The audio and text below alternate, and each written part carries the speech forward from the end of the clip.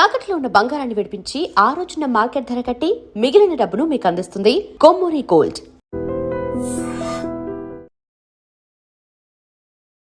Madam, నేను ఈ ప్రశ్న అడగడానికి కారణం నాకు ఇప్పటికీ అర్థం కాంది.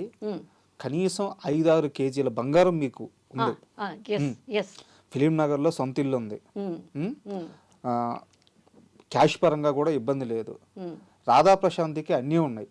కానీ మీడియా ముందుకు వచ్చిన ప్రతిసారి చాలా జూనియర్ ఆర్టిస్ట్ స్థాయిలో మాకు అవకాశాలు ఇవ్వండి, మాకు అవకాశాలు ఇవ్వండి. కృష్ణానగర్లో చాలా మంది అవకాశాలు లేక ఒళ్ళు అమ్ముకుంటున్నారు అని చెప్పి మీరు ఎంత దీనస్థితికి దిగజారి అడగతారంటే అవకాశాలు.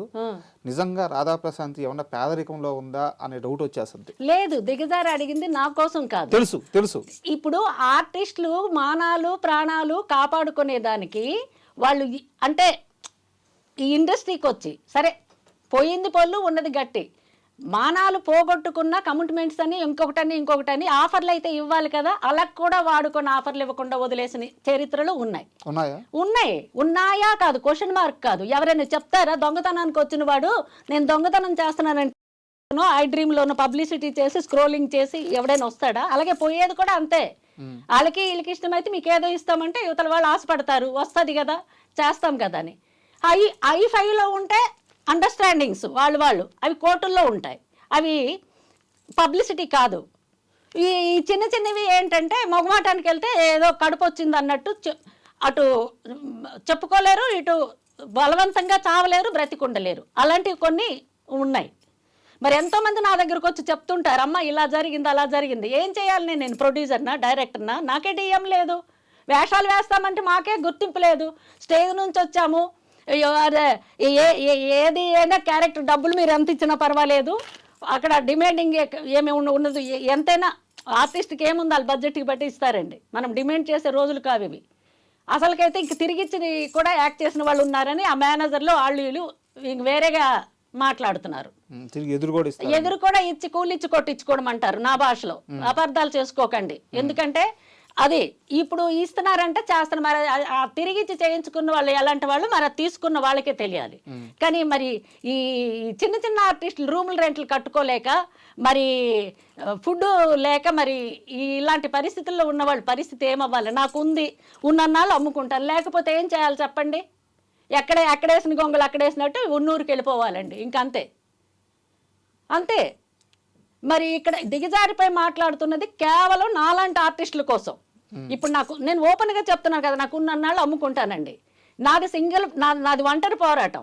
నాకు ఏ క్షణాన నాకు లేపేస్తారో తెలియదు. అలాంటి అపార్ట్మెంట్లో నేను కొన్నేళ్లుగా నేను ఎన్ని కష్టాలు ఫేస్ చేస్తున్నానో అది భగవంతుడికి తెలుసు. అసలు ఏంది మీ ఇంటి సమస్య ఏంది? మీ ఇంటి చుట్టూ ఏం జరుగుతుంది? మీ ఇంటి దగ్గర ఏం జరుగుతుంది? చాలా క్లియర్గా చెప్పండి. ఇంటి దగ్గర ఏం జరుగుతుందంటే ఏం చెప్పాలండి, నేను ఉంటున్న అపార్ట్మెంట్లో ఎవరు ఫ్యామిలీస్ ఉండరండి. అక్కడ మేము బిల్డర్ దగ్గర ఒక ఫ్లాట్ మేము ఎప్పుడు 2005లో కొనుక్కున్నామండి. పిల్లలు అప్పుడు భారతీయ విద్యా భవన్స్లో చదువుతున్నారు, దగ్గర ఉంటుందని చెప్పేసి కొనుక్కున్నామండి. కొనుక్కునేటప్పుడు బిల్డర్ దగ్గర కొనుక్కునేటప్పుడు భీమనేని శ్రీనివాసు, మేము ఇంకొకళ్ళు బిల్డర్కి 3, డెవలప్ చేసే వాళ్ళకి 3 ఉంటాయి, సైట్ డెవలప్ చేసేవాళ్ళకని. ఈ బిల్డరు అన్న అతని దగ్గర మేము కొనుక్కున్నాము. ఫస్ట్ ఫ్లోర్లో అయ్యింది పిల్లలు చదువు కోసమని. కొన్నాళ్ళు మేము అది రెంట్కి ఒక 2-3 ఏళ్ళు ఇచ్చి రాజశేఖర రెడ్డి గారు, అప్పుడు వైఎస్ రాజశేఖర రెడ్డి గారు బ్రతికున్నారు. మేము బంజారా హిల్స్లో వేరే ఇంట్లో ఉన్నామండి.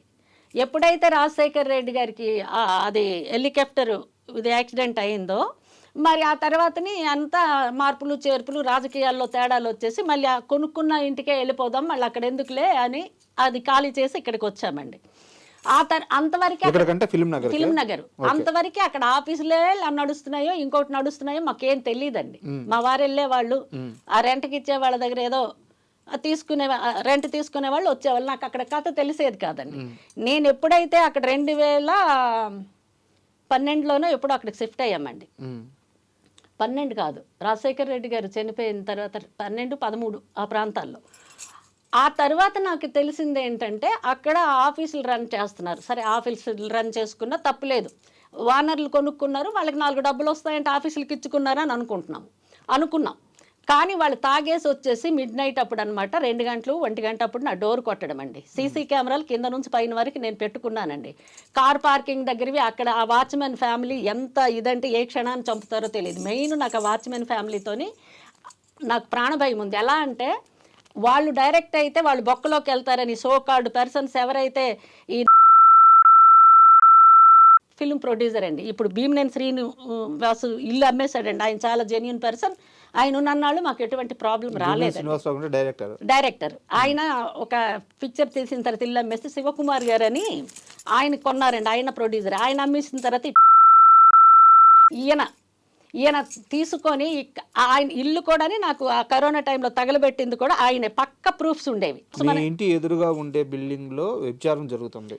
ఒక బిల్డింగ్ కాదు, అక్కడ ఇది వరకు పోలీసులు టాస్క్ ఫోర్స్ పోలీసులు పట్టుకొని 2014లో సీజ్ కూడా చేసి ఆ పర్టికులర్ బిల్డింగ్ 1 year వరకు వ్యభిచార కొంపలు నడిపిస్తున్న బిల్డింగ్లు ఈ రైడింగ్ చేస్తే దొరికిపోతే వ్యభిచారం అని నిర్ధారణ అయితే అది సీజ్ చేయాలంటే అది యాక్ట్ అంట పోలీసు దాంట్లో. నాకు తెలీదు.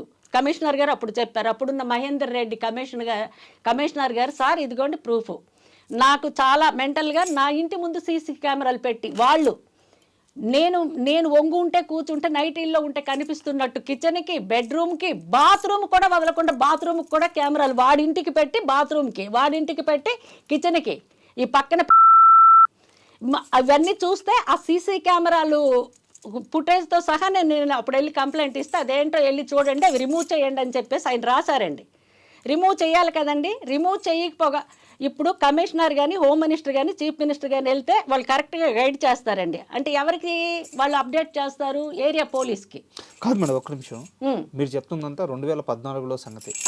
సరే, ఇప్పుడు కూడా అదేనండి. ఇప్పుడు కూడా జరుగుతుంది. అవునండి. మీ ఇంటి చుట్టుపక్కల మా ఇంటి చుట్టుపక్కల ఎవరుంటారు? ఇటు పక్క ఉన్నవాడు డెవలప్కి ఇచ్చిన వాడు వాళ్ళ బ్రదరే అక్కడ వచ్చేసి వ్యభిచారం కొంపలు నడిపిస్తున్నది. మీరు చెప్తుంది ఎంత ఆశ్చర్యంగా ఉందంటే గత 15 సంవత్సరాలుగా హైదరాబాద్ నడిబొడ్డు ఫిల్మ్ నగర్ అంటే హైదరాబాద్ లో అద్భుతమైన డెవలప్ అయిన ఏరియా. దాంట్లో యథేచ్ఛగా వ్యభిచారం జరుగుతూనే ఉంది. పోలీసులు, మీడియా, ఇంత పెద్ద వ్యవస్థ ఎవరు దీన్ని ఆపట్లేదు. అందరూ దీన్నే ప్రోత్సహిస్తున్నారు. అందరూ వీళ్ళకే సహకరిస్తున్నారు. కాదండి, మీరు రాంగ్ గా మాట్లాడతారు. సహకరించడం కాదు, ప్రోత్సహించడం కాదు. మా ఎదురుగా గెస్ట్ హౌస్ ఉంది. ఇప్పుడు మీరు పంపించిన కారు అతనికి అడగండి. ఆ గెస్ట్ హౌస్ వాళ్ళు పట్టించుకోరు. అక్కడే పోలీసులు ఆపాలి కదా మరి. పోలీసులు ఎందుకు ఆపుతారండి? ఎవడో అన్నం తిన్నవాడు ఒకడు ఉంటాడు, లేకపోతే సిన్సియర్ గా ఉన్న వాళ్ళు 100 మంది ఉండొచ్చు. అక్కడికి వచ్చిన వాళ్ళు రైడింగ్ లో పట్టుకొని నేను వీడియోలు తీస్తుంటే ఈ వీడియోలు తీసిన వాళ్ళు పిచ్చోళ్ళు, లంచం తీసుకున్న వాళ్ళు తెలివైన వాళ్ళు అన్నట్టు రైడింగ్ లో పట్టుకొని కేసులు కూడా బుక్ చేయకుండా వెళ్ళిపోతుంటే కొన్ని 100 సార్లు అట్లా జరిగిందండి. మీకు నేను వీడియోలు చూపించిన నా ఫోన్లో ఉన్నాయి, చూస్తారా? ఇప్పుడు లవిలో వెళ్ళిపోతారండి లంచం తీసుకొని. ఆ తర్వాత వెళ్ళి ఏమండి మీరు కేసు ఎందుకు బుక్ చేయలేదు? మరి అక్కడ పట్టుకున్నారు కదా, ఏం జరిగిందంటే ఎస్ఐ అప్పుడు ఉన్నాడు, రాత్రి ఒకడు నైట్ డ్యూటీలో ఉన్నాడు, పగలు ఒకడు ఉన్నాడు, అతను వస్తారా వీళ్ళు వస్తారా, ఇలాగ నేను ఎన్నేళ్ళు తిరగాలండి. నేను తిరిగేదాన్ని కాను. వ్యభిచారం చేసుకుంటే వాడి పాపం పండేటప్పుడు వాడే దొరుకుతాడు. నేను సింగిల్, నేను ఒంటరిగా ఉంటున్నాను అక్కడ. నన్ను అక్కడ నుంచి వెళ్ళగొట్టాలని చెప్పేసి వాచ్మెన్కి చెప్పి దాడులు చేయటం.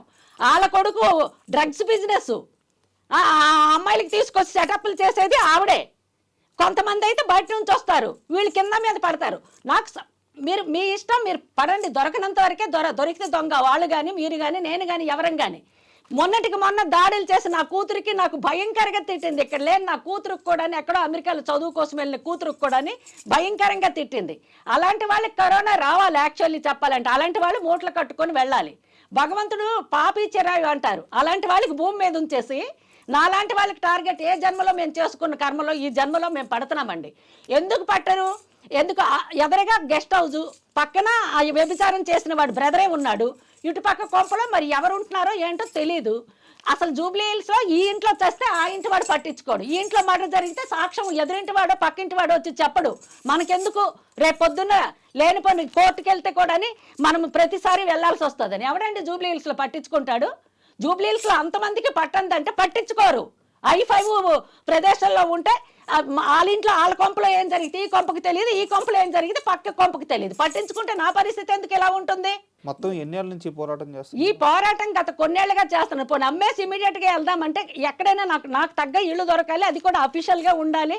100 మందికి ఒక నలుగురికి అగ్రిమెంట్ చేసేసి ఆ తర్వాత 5వ దాన్ని నాకు చేస్తే రేపు పొద్దున్న బ్రతుకు బస్ స్టాండ్ అయిపోయి మీ మీడియా దగ్గరకు వచ్చి కూర్చొని నాకు అన్యాయం జరిగింది మహాప్రభావం అని బొరకొట్టుకోవాలి అదొక భయం ఉంటుంది. కరెక్ట్ కదా, ఉన్నది పోయే ఉంచుకున్నది పోయే.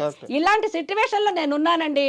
మీకు తెలియదు రాజా గారు, మీరు ఒకసారి రండి, అక్కడ రండి. అక్కడ ఆఫీసులు ఉన్నాయా, ఫ్యామిలీస్ ఉన్నారా, పద్ధతి గల వాళ్ళు ఉన్నారా, లేకపోతే ఎలాంటి వాళ్ళు ఉన్నారో మీరు దయచేసి మీకు రిక్వెస్ట్ చేస్తాను. రాధా ప్రశాంతి మానసిక పరిస్థితి సరిగ్గా లేదు.